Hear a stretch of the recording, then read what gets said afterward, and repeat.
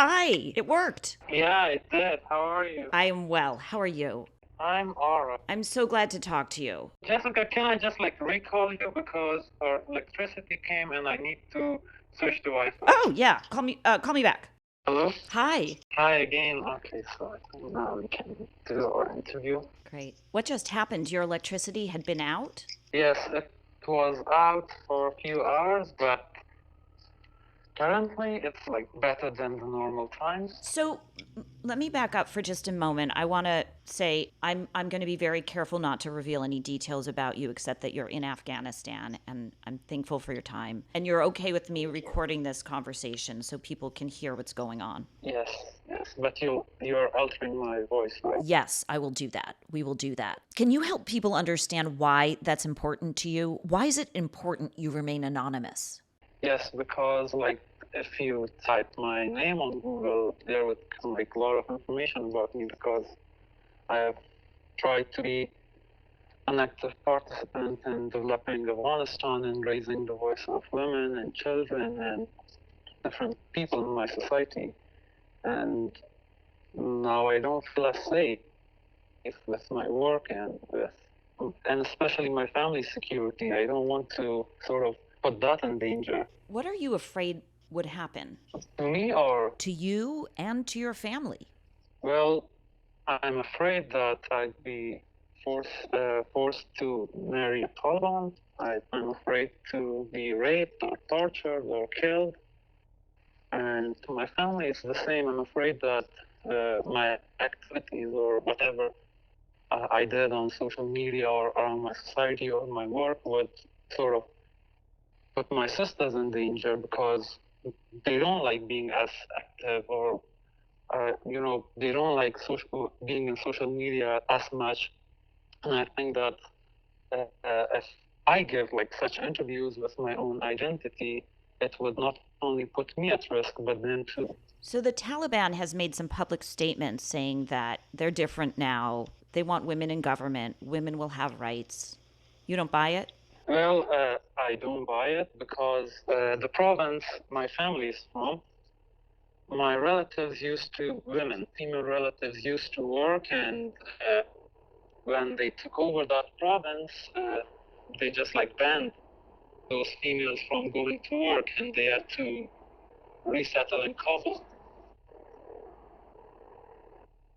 And I don't buy it because right now it's the whole world is focusing on Afghanistan and what's happening, and it's since these past 2 days we didn't have this much attention for the past, I don't know, 2 3 months that we have been shouting and asking for help. Nobody heard it, but because currently everybody's focus is on Afghanistan, I think the Taliban have put these statements saying that, oh, we would let women do this, do that, but if this focus doesn't last for more than, I don't know, 1 month, or 1 month is too much, but I think this focus would end in maybe 10 days or more or less. And after that, I think they'll go back to their own policies, or if we could call that, or barbarism. You said that people have been raising their voice there for a few months. Can you say a little more about that? What have activists been warning? What have those voices been saying? It was all over the social media. And even before that, they are telling that please don't let our army, in most of the provinces, the army were not allowed to fight. They were just sort of ordered to surrender without a fight. And it's it was ordered. Most of the army I personally talked to, they say that we were ordered to just leave and we couldn't fight back. By whom? By the central government and by the sort of generals from their centers and the capital. You said that there were people raising their voices for months before now. What were they saying? The activists. So yeah, they are saying that they were asking the U.S. to not leave so suddenly, and at least prepare people so people would know where they stand. And it was like a shock. I'm still dumbstruck, and I never saw this coming. Really? Yes, I never saw this coming. I was on my way to, like, the day Taliban seized Kabul. I was on my way to go to a bank with my sister, and we were like on the street, and suddenly there are like at least 300 armies going to the Polcharki area because Taliban released the prisoners, and there was like roadblock. I left home at like 10:30, and I got back home at 4 in the evening because it was too much traffic and people were panicking. So nobody saw this coming, and the moment they saw, everybody was rushing to the airport and to leave. And these international organizations add this because I have friends working with some of these organizations, and based on what they say, like their organization said that whenever the Taliban enter the surrounding area of Kabul, they would evacuate their stuff. So yeah, it was a whole chaos, and nobody saw this coming. Without revealing any specifics, can you give us a sense of where you are? Are you hiding in your house? Have you been out of the house with a male chaperone? What's your day like now? Again, I'm very shocked, like really shocked, and I couldn't even like sort of brush my teeth since past 2 3 days, yeah, since they came.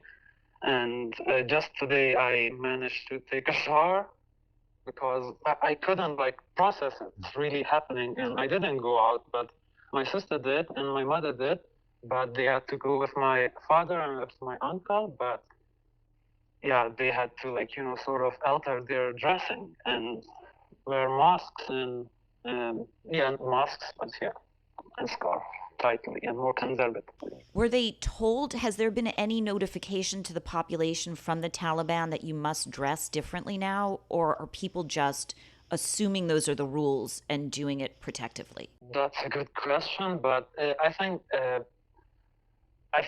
they had these memos all around the Taliban telling women to dress appropriately.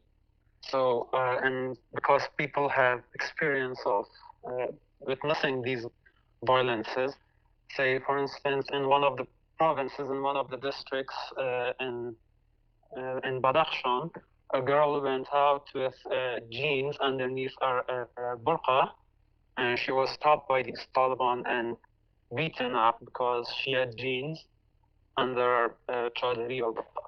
So, so yeah, it's like because people also have the sense, but Kabul right now is much different than what's happening in the provinces. Kabul is more calm, but Kabul is not the whole of Afghanistan. We should like consider that.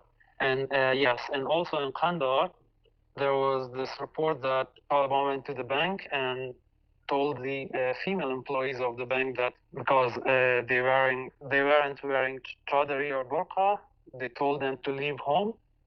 But like from the next time, they have to come with a maram, a male member of the family, and with a burqa. Can you tell us, you're a professional woman. Do you expect that you'll be able to continue working? I mean, like the organization I work for is also not continuing to work in Afghanistan. They're evacuating. So I don't think so. What kind of rumors are going around right now? You're clearly online, so I imagine you must be in touch with friends. What are you hearing from around the country? What are you hearing from your friends right now? My friends are shocked, especially those friends that don't have a male family member. They're like scared to death because yes, and also in Kandahar, like sorry, Takhar, in Takhar, some of my friends said that the Taliban went to people's home to sort of take women and force them to marry them. And I met one of these people in the IDP camps in Kabul, just like last week, when a lot of people had to leave their homes and come to Kabul for security. I talked to one of the women from Takhar, and she said that Taliban came to her home And my dad was scared. Like, this is her narrative. She said my dad was scared, and he told the Taliban that his daughter, his wife, his second wife, so he could protect her. And then the Taliban asked that, why do you have a second wife? And the man says that because my first wife couldn't bear children. So the Talib goes like, okay, keep your second wife, I'm taking your first wife. Like, so he actually takes the girl's mother with himself and leaves. And the father and this girl, they had fled Takhar and come to Kabul. And they have no idea where the mother is now. No. How do you feel about America right now? I'm like so mad at America, honestly. I'm like, what I feel is like America came and America told Afghans that, hey, look, this is how freedom looks like. This is how women's right looks like. Like, not really, but it's like you get the sense how freedom might look like. Just taste it for a while, and it's not forever, but just like this is how it might look like. And then people were like, oh, this is good, and then they kept fighting for it, especially women, and now it's gone. And it's like a mirage that was shown to us, and it was nothing beyond that. So yeah, I'm like super mad actually, because I think people would have found their way easier if it weren't for all these, like, US and NATO and all these countries. I'm like shocked. I'm like, Taliban stated that they don't have more than 90,000 troops all over the country or even in Pakistan. And then the whole world couldn't get rid of them, and it's funny for me. Do you hope to leave? Of course, because I don't see how I'd like remain alive if I stay here. I've always resented the word immigrant because I see how people in the West especially treat immigrants, especially immigrants of color or of different religious background or different ethnic background. I read reports that how they're being treated, like not a good chance to get education until they get their citizenship or a job or respect even. So I always hated that word, and I never wanted to be that, but now I'm like, I don't see a choice because it's not just about me at this point. It's about my siblings and it's about my parents who like, my mother had a stroke because me and my sister were outside that day. The day Taliban came, she had a stroke, and until we came back, she couldn't walk, and we had to come and sort of talk to her and gather medicine and stuff so she would feel calm. And we just told her that you'll find a way out and don't worry about us. She had an actual stroke? Or she was in a state of shock? Yes. And yeah, it's like sort of affected her nervous system, so she couldn't walk. Because she lived through Taliban rule before. You must have been young, but she lived through it. I was 1 year old when the Taliban came and my family immigrated to Pakistan, and my mother saw all this brutality. She would tell us stories, and she would tell us stories about how they had to leave and leave everything behind and pack all their life in a suitcase, like literally all their life in a suitcase of 20 kg and leave. And I always thought that, I don't know, I sort of couldn't believe my mother, but now I'm like, oh God, I'm actually experiencing it. Is there any information you're getting about how to exit? Is there a path to exit for you? So also, for me, this is like, how to say, the whole world has shut us down. Our neighboring countries, they stopped issuing visas. Just today, India announced that they are giving emergency visas to Afghanistan. And then these other countries, like say Pakistan and Iran, the prices have skyrocketed. visa prices.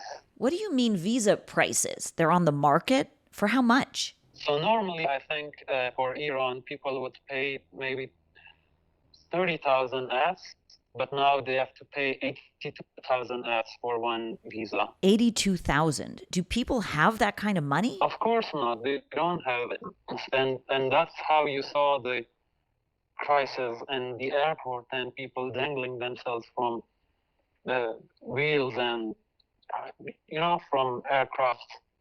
Of course, they don't have that much money. Like a normal Afghan makes 10,000 Fs, like a good middle class family.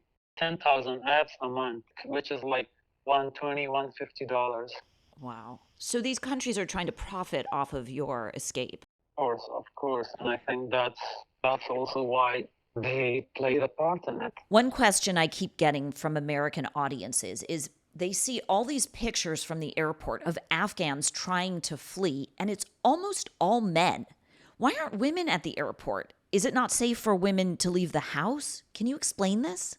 Yes, that too, and also Afghanistan is a conservative society, and these past 20 years, this little bit of law sort of gave women the right to go out and be out in the society and sort of tell men who would harass them to fuck themselves, and they wouldn't let men do this. But now, like since the rumor, like rumors, since these talks about Taliban coming back, taxi drivers would start harassing women more, shopkeepers would start harassing women more, and these people on the street, and they would say that, oh, because you're dressing and say you're wearing a red scarf, it's good that Taliban would come and you would know how to dress, and or I would hear the stories that once Taliban come, then we'll know how to control you back, and maybe you'd stay home again. So also, there's another case that, these men go to airport because they think that if they find their way outside the country, they'd be able to sort of sponsor their families to come. Do you have an understanding of what it's like in Kabul now? You say you're staying home, but are there people on the streets? Yes, there are people on the streets. There are women, some really brave, courageous women going live on, say, TikTok and Instagram and talking to the Taliban. So I'm like, damn, woman. What do you think you'll do for the next few days and weeks to try to get out, to stay safe? So I told you it was just like today I could manage to shower. So my uncle told me you'll take me out to sort of break my fear. And yeah, so I plan to go out tomorrow and see what's it around the city. The organization you work for, have they extended themselves in any way to help you get out, to get passage for their Afghan employees? They did, but they are like too late. Uh, I don't know. So it's like part of the UN, and a lot of these UN organizations, they say this statement that we worked previously during the Taliban, and they don't have, they don't have a problem with us working. And supposedly Taliban respect UN employees all over the country, supposedly until now. So they're like, we don't have a problem, and we don't see evacuation as necessary. But I'm planning to leave on my own with my family, not through an organization. So you're making arrangements. Yes. What would you like the world outside of Afghanistan to know right now? What would I want them to know? I don't know. I don't know. I'm so disappointed, and I'm like, see, Afghans raise their voice for Palestine. Afghans raise their voice for Black Lives Matter. Afghans raise their voice for any sort of injustice that happens around the world because they know the pain, they know that how injustice, sort of affects you, how it crushes your soul. They do all this thing for people all around the world. And you see there in Kabul, there's a painting on the street, a mural uh, for George flight for the BLM movement, and there is this movement for, I don't know, like, protests for Iranians and for Palestinians and for literally all kind of injustices happening around the world. Afghans raise their voice. But now I see that the whole world is silent and they don't really care. I don't know if it's because we are the most underdeveloped country, one of the most underdeveloped countries, or is it because this is a Muslim country, or is it because we don't have much positive media coverage that people don't get it, that we actually bleed the blood they do, and our blood is also red, and it's not like, white, or we are not soulless, and it's not that, I don't know, we are cavemen. I think the world doesn't know that we are human beings here and not some kind of toys, or I don't know, laboratory rabbits, for people to see that, oh, if we push this button, what would happen, and if we push this button, what would happen.